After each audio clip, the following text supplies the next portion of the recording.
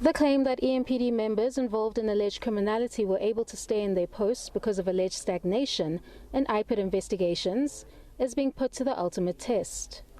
This as IPID officials who are fighting back against this allegation charged that the EMPD knew of the complaints against their members before them and did not need an IPID directive to discipline their members internally in various cases such as the truck theft, which implicated EMPD members Ekurhuleni Metro and Aidan Mackenzie.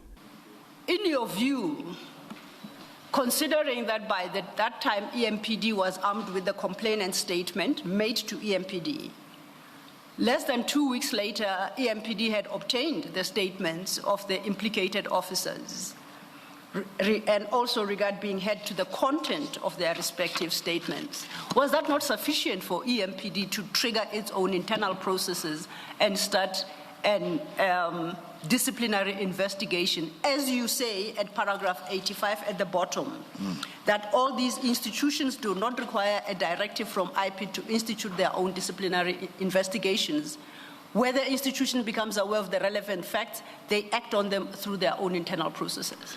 Assistant Director for Investigations at IPID, Tulani Makakula, in his response, agreed, adding that their copies are instead allegedly used for ulterior purposes. They will have our copies, but nothing will happen. They will pack it there.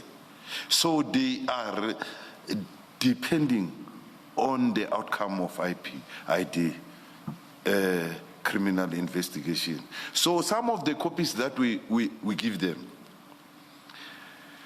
those copies when we give them, they use them to wage a war against each other.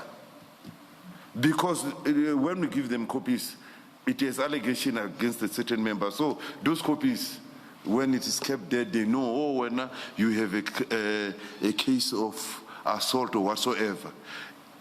If he does something, they will say, we will expose you. As a result, testimony suggests that disciplinary action against the implicated members were not pursued unless a conviction is secured upon the completion of IPID investigations, which are still ongoing.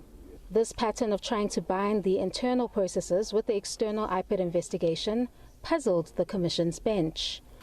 What may have to be proved for purposes of the criminal case may not necessarily be the same as what needs to be proved in respect of the disciplinary process. So it just doesn't make sense that the two should be bound up together such that you cannot move on this one, even though everything that needs to be satisfied has been satisfied. The hearings continue.